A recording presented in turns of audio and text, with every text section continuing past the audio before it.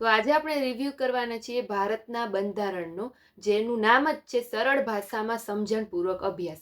આઈસીની આ બુક છે, જેમાં તમને બંધારણ છે એકદમ સરળ ભાષામાં અને એ પણ વિધાનવાળા પ્રશ્નો સાથે અત્યંત મહત્વના ટોપિક સાથે તમને આમાંથી બંધારણ તમારું કવર થઈ જશે. અને પરીક્ષાલક્ષી પ્રશ્નો તો ખરા જ.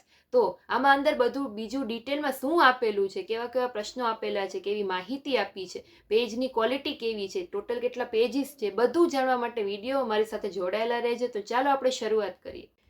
જો અહીંયા લખેલું છે ભારતનું બંધારણ સરળ ભાષામાં સમજણપૂર્વક અભ્યાસ, ધ કોન્સ્ટિટ્યુશન ઓફ ઇન્ડિયા. બરાબર, આઈસી દ્વારા બહાર પાડવામાં આવેલી બુક છે. હું તમને દેખાડું કે અંદર શું આપેલું. સૌથી પહેલાં અહીંયા ઇન્ડેક્સ આપેલો છે, બંધારણનો પરિચય અને એના પ્રકાર, ટૂંકમાં કયા કયા ચેપ્ટર છે, એની અંદર કયા કયા સબ ટોપિક છે, બધું અહીંયા તમને ડિટેલમાં આપેલું છે. પછી અહીંયાથી પેલું ચેપ્ટર છે એ શરૂ થાય છે, જેનું નામ છે બંધારણનો પરિચય અને એના પ્રકાર. તમે પેજ ઉપરથી તમને ખ્યાલ આવી જશે કે એકદમ કલરફુલ પેજ છે અને ડિટેલ પણ બધી આપેલી છે કલરફુલ પેજીસ સાથે. અને પેજ ક્વોલિટીની વાત કરીએ તો પેજ ક્વોલિટી પણ સારી છે અને ઘણા બધા ટેબલ્સ ને ચાર્ટ્સ ને એવું આપેલું છે, તમને સમજવામાં ઇઝી રહેજો છે. ચાર્ટ્સ પણ આવશે, ટેબલ્સ પણ આવશે ઘણા બધા. બીજું છે ભારતના બંધારણનો ઇતિહાસ, ચાર્ટ દ્વારા સમજૂતી, ગ્રાફ દ્વારા સમજૂતી, સાથે અહીંયા આઈસી ફેક્ટ કરીને પણ અહીંયા આવી રીતે બોક્સ છે આપવામાં આવેલા છે. જો દરેક જગ્યાએ તમને દેખાશે આઈસી ફેક્ટ. પછી બંધારણ સભા અને બંધારણનું નિર્માણ, જેમ કે અહીંયા જો 1946ની વચગાળાની સરકાર, તો એનું આખું એક ટેબલ બનાવેલું છે. એટલે તમને લાસ્ટ ટાઈમમાં રિવિઝન કરવું હોય તો તમે ટેબલ જોઈને જાઓ તો એમાંથી ક્વેશ્ચન આવી જાય તો વાંધો ના આવે. ભારતમાં બંધારણ સભાની રચના, એનો આખો અલગ ટોપિક છે. ત્યાર પછી મુખ્ય સમિતિ ને તેના અધ્યક્ષ, ભારતીય બંધારણના વિદેશી સ્ત્રોતો, ભારતના બંધારણની લાક્ષણિકતાઓ. જો આખું એક સરસ મજાના ગ્રાફિક્સ સાથે, એટલે કે જેમ કેમ ચાર્ટ હોય એવી રીતે આખું સમજાવેલું છે કે કઈ કઈ લાક્ષણિકતા છે. ત્યાર પછી બધી અનુસૂચિઓ આપેલી છે, બંધારણના અનુચ્છેદો આપેલા છે, મૂળભૂત ફરજો, મૂળભૂત હકો. પછી આમુખનું ચેપ્ટર છે.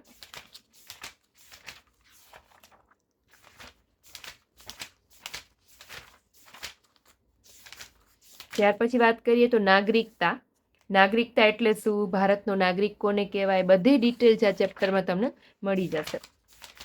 તમે મેઇન્સની પ્રિપેરેશન કરતા હો કે પ્રિલિમ્સની પ્રિપેરેશન કરતા હો, આ બંધારણ છે એ દરેકમાં આવે જ છે.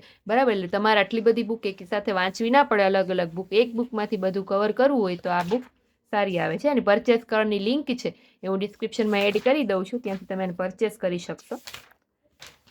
પછી છે મૂળભૂત અધિકારો, તો એનું એક અલગ ચેપ્ટર છે. જો મૂળભૂત અધિકારો પહેલા તો અહીંયા બધા ચાર્ટ સ્વરૂપે દેખાડેલા છે અને પછી ડિટેલમાં પણ છે.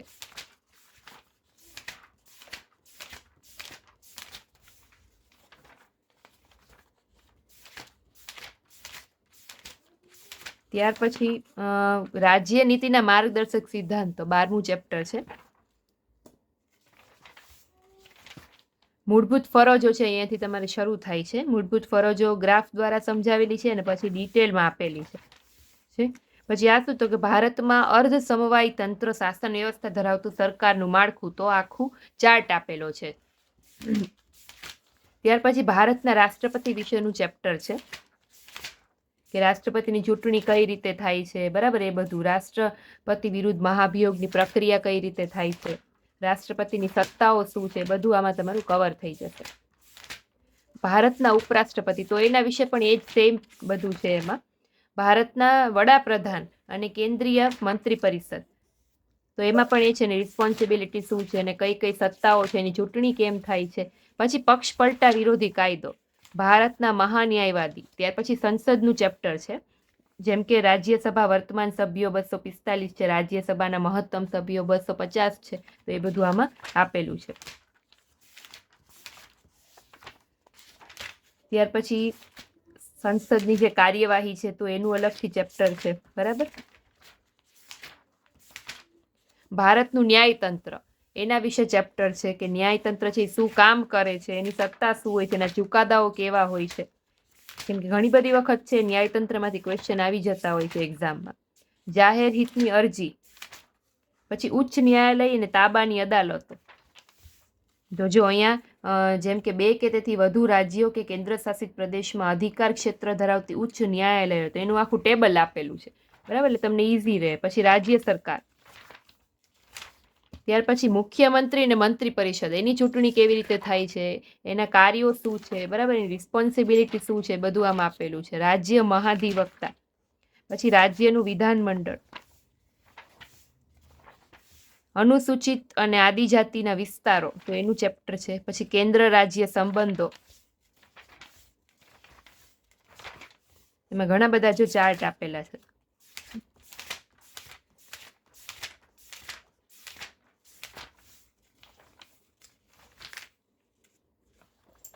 ત્યાર પછી ભારતના કટોકટી અંગેની જે જોગવાઈઓ છે એનું ચેપ્ટર છે.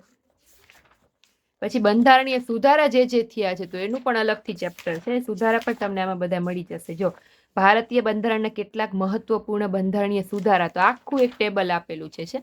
રિવિઝન માટે ખાસ કામનું છે. આ ઘણી બધી વખત પૂછાઈ જાય છે.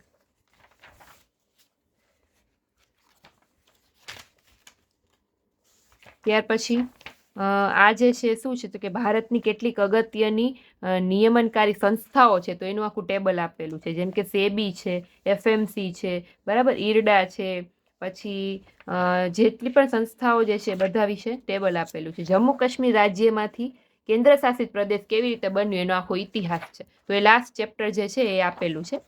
અને પાછળ છે સેલ્ફ એનાલિસિસ ચાર્ટ આપેલો છે, બરાબર, તો એ પણ તમે તમારી રીતે છે કરી શકો છો. ટોટલ પેજીસની જો વાત કરીએ તો 610 પેજની આ બુક છે.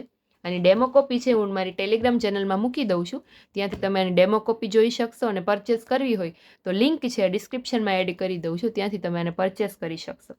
અને જો તમે નવા હો મારી ચેનલમાં તો ફટાફટથી ચેનલને સબસ્ક્રાઈબ કરી લેજો. અને વધુને વધુ બુક્સના રિવ્યૂ જોવા માટે મારી ચેનલ છે સાથે જોડાયેલા રહેજો. ઇન્સ્ટાગ્રામમાં પણ મારું આઈડી છે, ફેસબુકમાં પણ છે, તો એ બધામાં મને ફોલો કરી લેજો, જેથી તમને નવી ને નવી બુક્સના રિવ્યૂ છે જોવા મળે. ચલો, થેન્ક યુ.